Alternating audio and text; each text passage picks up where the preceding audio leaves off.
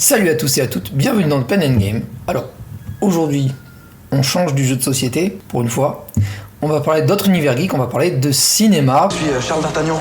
Puisque j'ai eu l'occasion de voir l'avant-première de J'ai bien connu votre père, que puis-je faire pour son fils? Les Trois Mousquetaires d'Artagnan, le film de Martin Bourboulon au Pâté Le Mans. Si loin que je me souvienne, j'ai toujours voulu être mousquetaire. Voilà, en présence des acteurs, de trois des acteurs du moins, François Civil, Pio Marmaille, Romain Duris et du réalisateur Martin Bourboulon. Voilà, et bien quoi s'attendre à ce film Pour ma part, c'est un chef-d'œuvre. Pour qui travaillez-vous, madame? Le diable, probablement. Je le dis clairement, c'est un des plus grands films de KPDP qu'il m'ait été donné de voir depuis bien longtemps.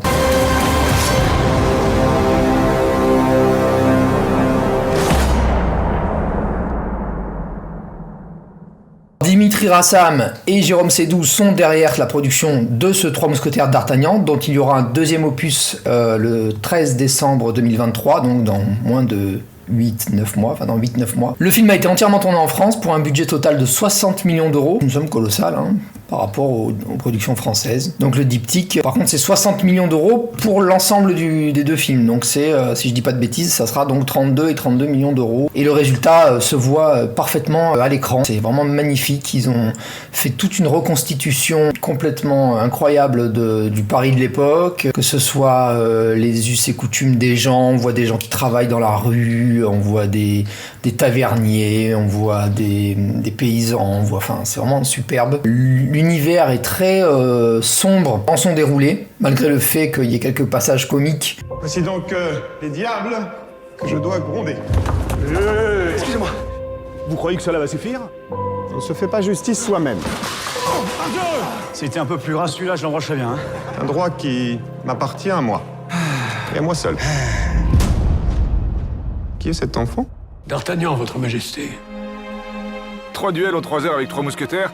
Monsieur Athos a le droit de me tuer en premier, Monsieur Porthos en second et Aramis en dernier. Je vous prie de m'excuser par avance si je ne peux contenter tout le monde. Comme dans le roman de Dumas, mais l'univers est un peu plus sombre. Alors par contre, petite rectification par rapport à JQ. JQ disait, avec un budget estimé à 72 millions d'euros, qui en fait la plus grosse production du cinéma français de 2023. C'est tout à fait faux, puisque les aventures d'Astérix et Obélix, le dernier opus, il a coûté aussi 70 millions et quelques.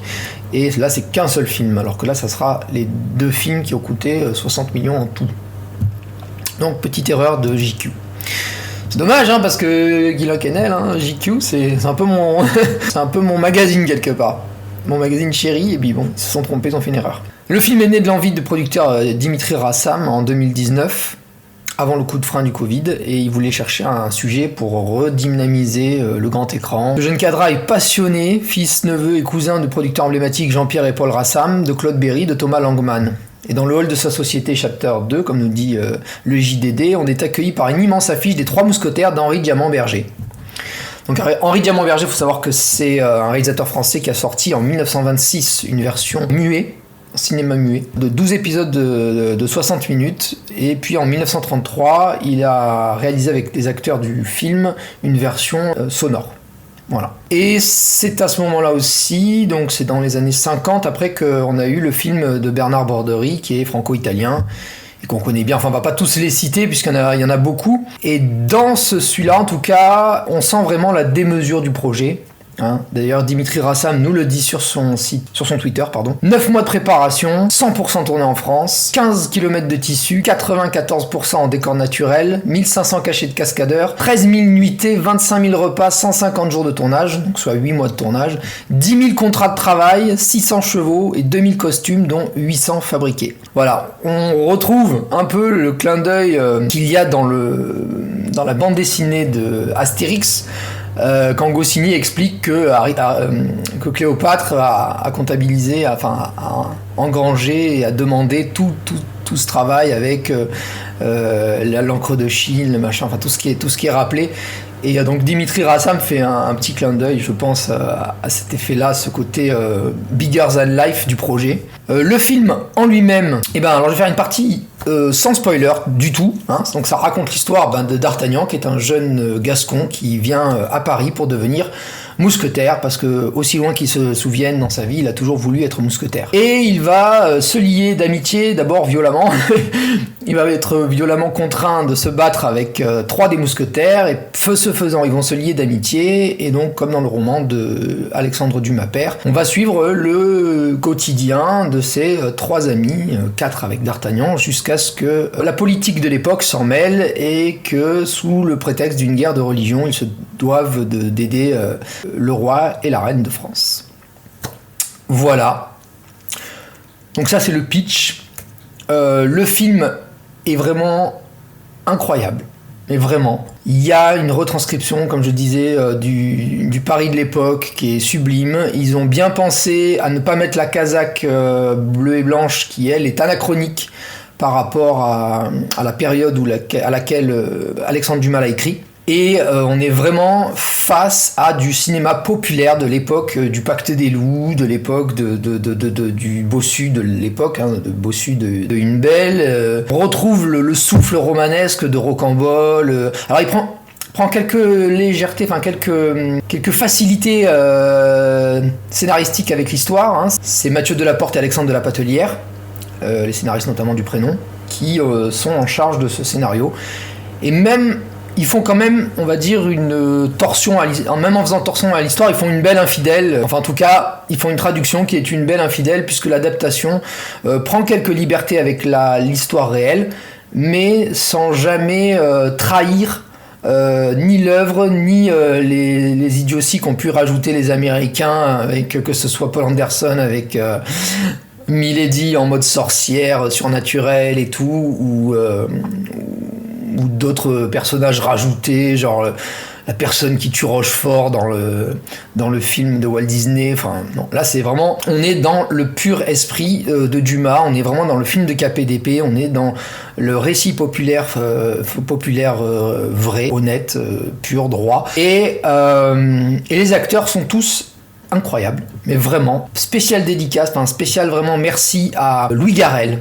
Louis Garrel que j'aurais vraiment voulu voir dans un film populaire. Plusieurs fois je l'ai dit, tous ceux qui me suivent sur Facebook ou quoi, qui m'ont parlé avec moi je suis comédien et me suis toujours dit que Louis Garrel avait ce potentiel d'être un comédien populaire. Voilà, je trouve qu'on l'a trop souvent cantonné dans du film d'auteur, et il a cette fibre drôlatique que justement son Louis XIII. Je vous trouve bien arrogant, jeune homme. C'est ma seule richesse. Et je la mets tout entière au service de Sa Majesté. Cette fibre drôlatique qu'il a dans le roman de Dumas. Ce côté, non, mais faut pas vous battre, parce que c'est moi qui dois décider. Tout ça, et vraiment, ça lui va comme un gant. Et je l'ai vraiment beaucoup aimé en le rencontrant. J'ai eu la chance de le rencontrer sur le tournage du Redoutable. Et en fait, il a vraiment cette fibre comique que depuis longtemps, j'avais envie de lui voir exploiter dans un film populaire. Chose faite. Qui est cet enfant? D'Artagnan, votre majesté. Romain Duris est parfait en Aramis. Je suis pas toujours fan du jeu de Romain Duris, mais là vraiment il est exceptionnel. Il est Aramis, clairement, mais vraiment il y a pas à dire plus, c'est Aramis. Tu veux pas le tuer, s'il te plaît? Il m'exaspère. Pio Marmaille est truculent et délicieux, et enfin c'est vraiment le rabelaisien picrocolin qu'on peut retrouver chez Porthos. C'était un peu plus ras celui-là, je l'embrancherais bien. Donc ce côté... en plus, ils l'ont pas fait genre trop obèse, ils en ont fait vraiment quelqu'un de plus charpenté, comme dans le roman. Monsieur Porthos en second. Plus que comme une personne vraiment en fort surpoids, parce que de toute façon, quand on est soldat, on a du mal à être en fort surpoids et en même temps être sur un champ de bataille. Ils sont 7, nous sommes 3. Donc ça, c'est déjà une petite incohérence de certains films, mais que le film de Martin Bourboulon rattrape complètement. Enfin, Vincent Cassel. Bon, et bah pareil, j'ai toujours un peu de mal avec son jeu, et là, en Athos, il est sombre. Excusez-moi. Vous croyez que cela va suffire? Il est pince sans rire parfois, il est cynique quand il le faut. Enfin, il est vraiment aussi vraiment incroyable dans son jeu, et bien sûr François Civil. Je vous prie de m'excuser par avance si je ne peux contenter tout le monde. Compose un parfait D'Artagnan, même si je le trouve évidemment un peu vieux par rapport au personnage, puisque le personnage a 20 ans quand il débarque à Paris. Et là, même avec son jeu le plus enfantin possible, enfin le plus juvénile possible. Qui est cet enfant?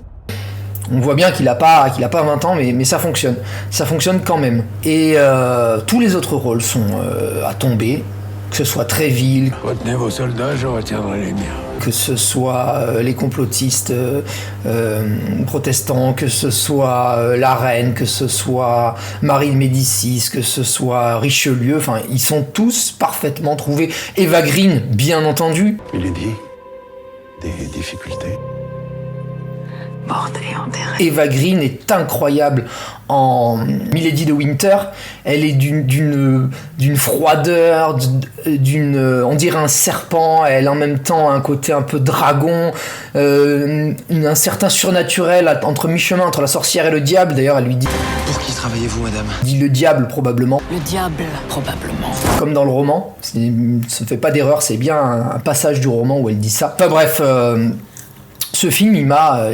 voilà quoi. J'ai eu vraiment cette chance-là de tomber pendant ma tournée théâtrale au Mans. Et j'ai eu cette chance de rencontrer donc ce film qui arrivera malheureusement que le 5 avril chez nous. Mais en tout cas, précipitez-vous quand il va sortir. Parce que c'est vraiment le retour du grand cinéma populaire, du grand cinéma d'action, du grand cinéma... ouais, de blockbuster en quelque sorte, mais de blockbuster à la française. C'est vraiment ce renouveau. D'ailleurs, c'est amusant puisque le film de, comment s'appelle-t-il, de Henri Diamant-Berger avait déjà été sorti à l'époque en réponse au blockbuster américain d'alors. Donc donc de 1926. Donc c'est rigolo, c'est amusant. Le film reste un pur bijou. Mais vraiment un bijou.